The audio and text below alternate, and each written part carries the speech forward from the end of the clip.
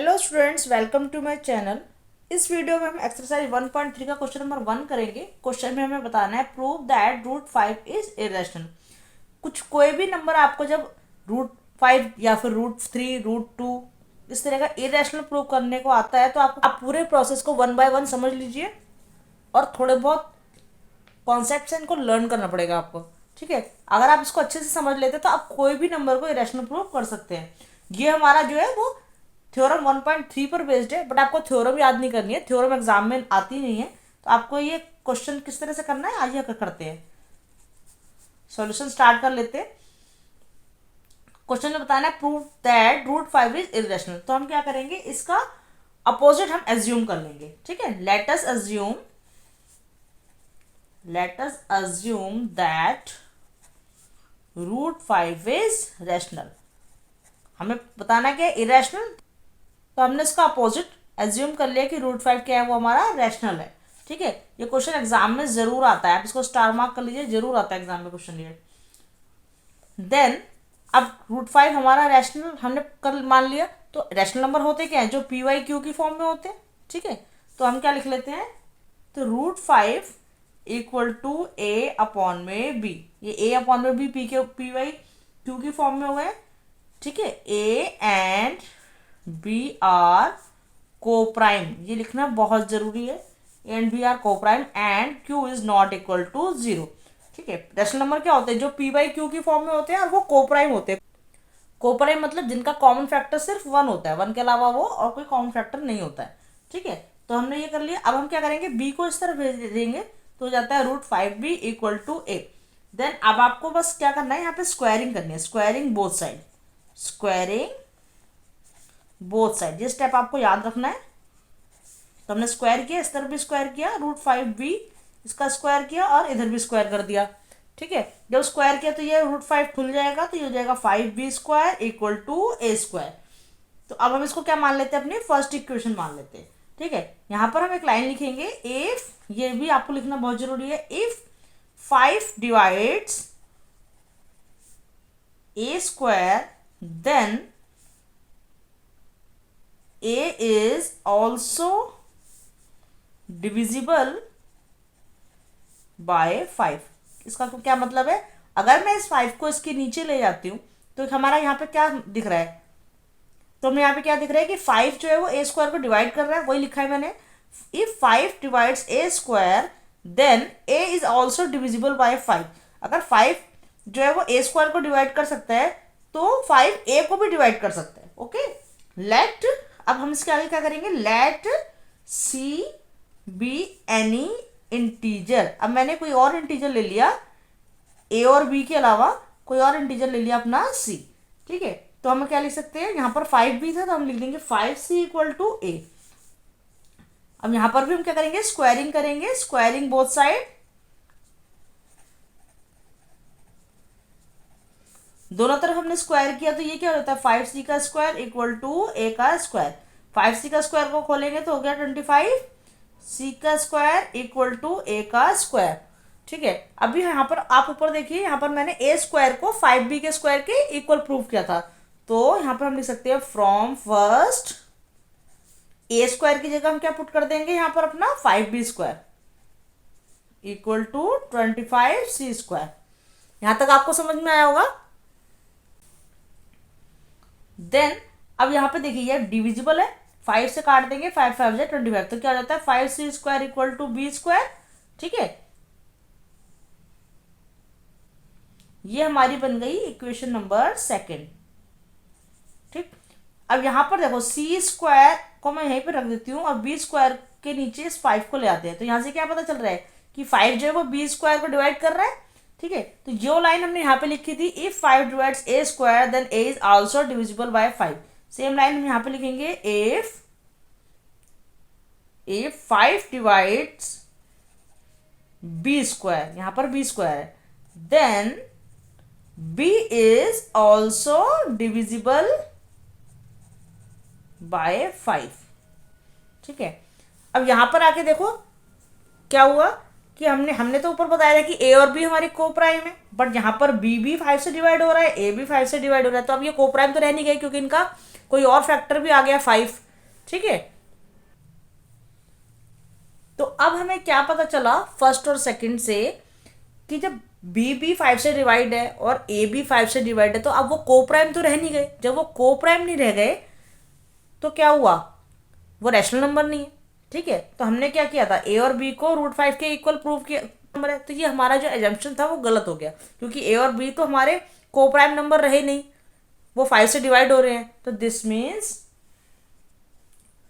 5 is a common factor of a and B.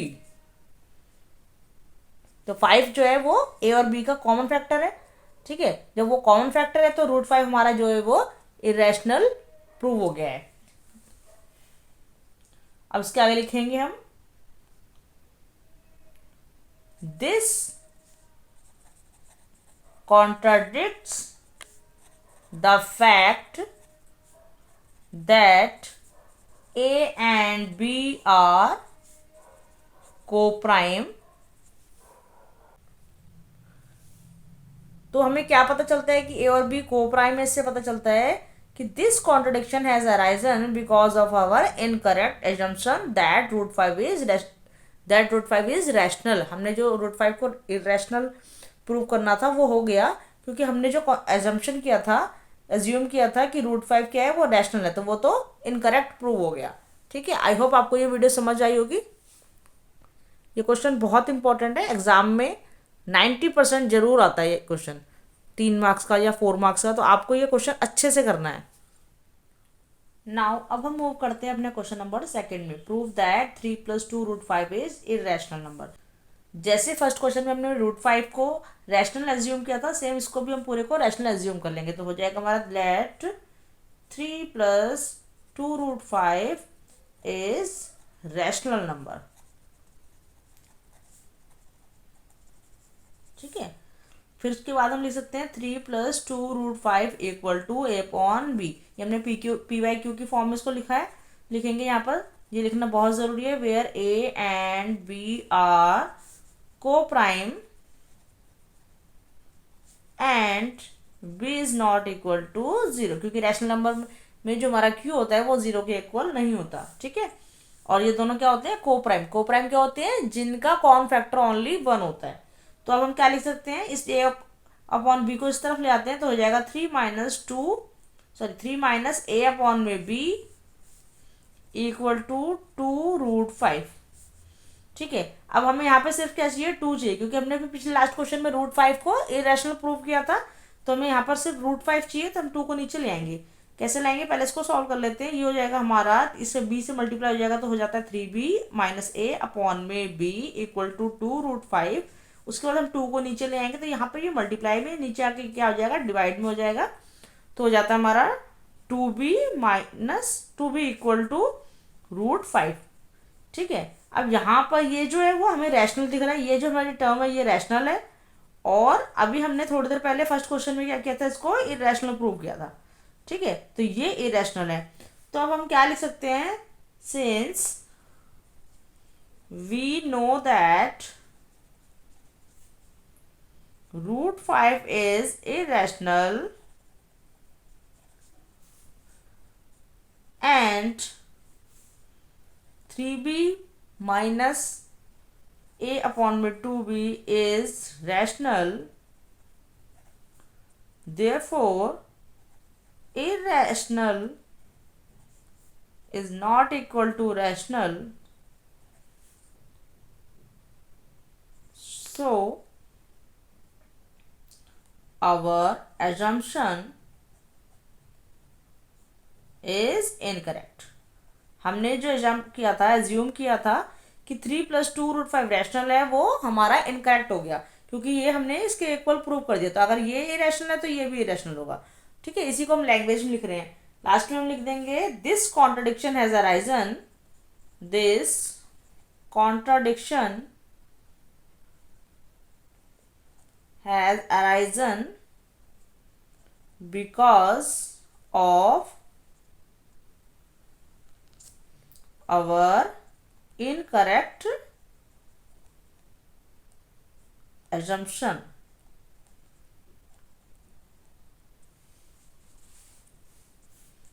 that 3 plus 2 root 5 is rational। यहाँ पे हमारे question खत्म हो जाता है। ठीक है, कि हमने प्रूव कर दिया कि 3 plus 2 root 5 भी क्या है, इरेशनल नंबर है। ओके, नाउ अब हम मूव करते हैं अपने क्वेश्चन नंबर 3 पर। अब हम अपना क्वेश्चन नंबर 3 करेंगे। क्वेश्चन नंबर 3 में भी हमें इरेशनली प्रूव करना है। ठीक है, इसके 3 पार्ट है, 1 बाय 1 हम तीनों पार्ट को करेंगे।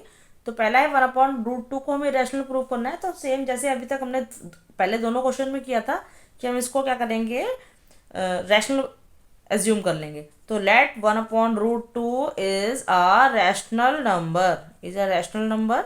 ठीक है, अब हम क्या करेंगे, 1/√2 को हम a/b के इक्वल रख देंगे, वेयर a and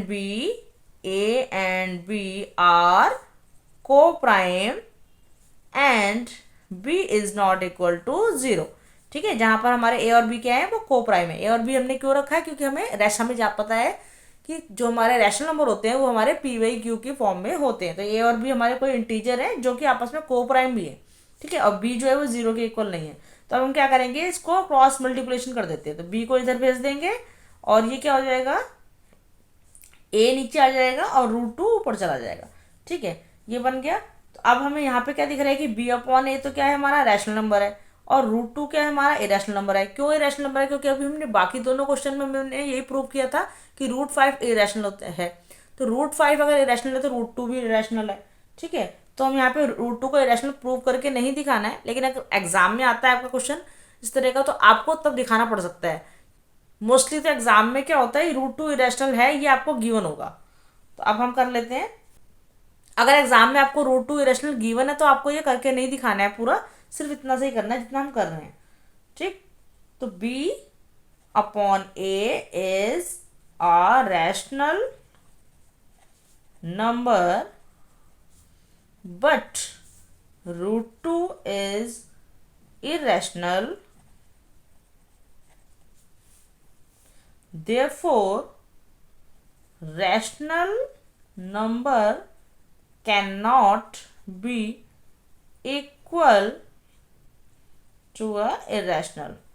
यहाँ पर हम बता रहे हैं कि जो एक रैशनल नंबर है वो इरेशनल के इक्वल नहीं हो सकता। तो अगर √2 इरेशनल है तो b/a भी इरेशनल होगा।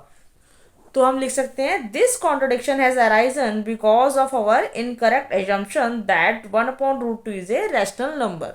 ठीक है, तो यहीं पर हमारा 1/√2 को जो हमने इरेशनल प्रूव करना था वो हो गया। इस क्वेश्चन को हमें इतना ही करके दिखाना होता है। इस तरह के क्वेश्चन अगर एग्जाम में आते हैं तो हम इजीली हो जाते हैं, क्योंकि ये ज़्यादा लेंथी नहीं होते। अब हम इसका सेकंड पार्ट करेंगे।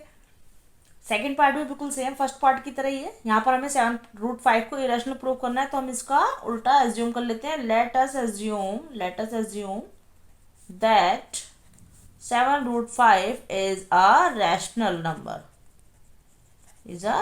नंबर, ठीक है, तो अब हम क्या करेंगे, 7√5 को a/b के इक्वल रख देंगे। यहाँ पर लिख देते हैं where a and b are coprime and b is not equal to 0, क्योंकि रैशनल नंबर हमारे क्या होते हैं, जो p/q की फॉर्म में होते हैं।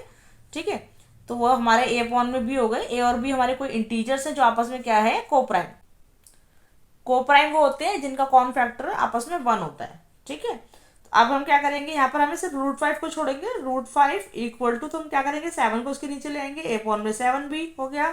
ठीक है, यहाँ पर ये क्या है, हमारा एक रैशनल नंबर है, ये हमारा एक रैशनल नंबर है, बट हमें पता है कि √5 क्या है, हमारा इरेशनल है। तो हम बस हम लिख देते हैं since we know that √5 is irrational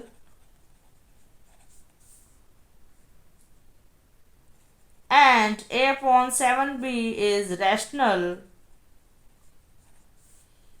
therefore rational number cannot be equal to a irrational number, so our assumption is wrong। Same वही कहानी में बार बार लिखनी है। ठीक है, तो ये लाइन आपको रट लो, याद कर लो, या अपनी लैंग्वेज में आप लिख सकते हो। ठीक, तो this contradiction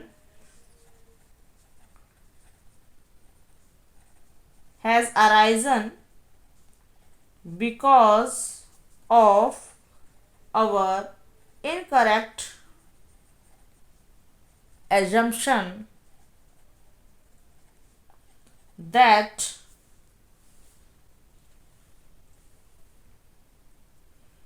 seven root five is rational.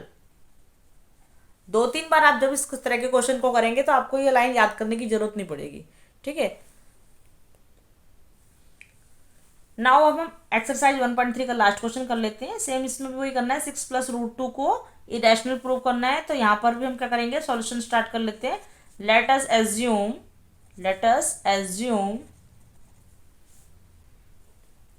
That 6+√2 is a rational number. और यहाँ पर क्या लिखेंगे, 6+√2 किसके इक्वल कर देंगे हम, अपॉन ए अपॉन बी के। फिर ये लिख देंगे where a and b are coprime and b is not equal to 0। ठीक है, अब क्या करेंगे कि यहाँ पर हमें सिर्फ √2 को छोड़ना है। √2 को यहाँ छोड़ेंगे और 6 को इधर ले जाएंगे तो हो जाता है a अपॉन बी माइनस 6। तो यहाँ √2 इक्वल टू, इसको मल्टीप्लाई कर लेंगे 6 को b से, तो ये हो जाएगा 6b अपॉन में b। अब यहाँ पर ये हमारा क्या है, रैशनल नंबर है, और ये क्या है, हमारा इरेशनल नंबर है। ठीक है, तो हम यहाँ वही कहानी फिर से लिख देंगे। We know that √2 is irrational, therefore rational number cannot be equal to a irrational number. So our assumption is wrong.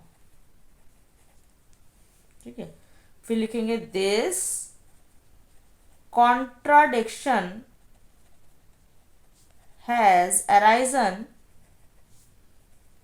because of our incorrect assumption that 6+√2 is rational। जो हमने एज्यूम किया था कि 6+√2 रैशनल नंबर है, वो यहाँ पर last तक आते आते क्या प्रूव हो गया है, इरेशनल। ठीक है, तो हमारा एजम्पशन क्या हो गया, रॉन्ग हो गया, प्रूव हो गया। आई होप आपको ये क्वेश्चन, तीनों क्वेश्चन समझ में आ गए होंगे। और अगर आपको क्वेश्चन समझ में आ रहे हैं, वीडियो पसंद आ रही है, तो आप वीडियो को लाइक कीजिए, चैनल को सब्सक्राइब कीजिए और अपने फ्रेंड्स में शेयर कीजिए। Thanks for watching.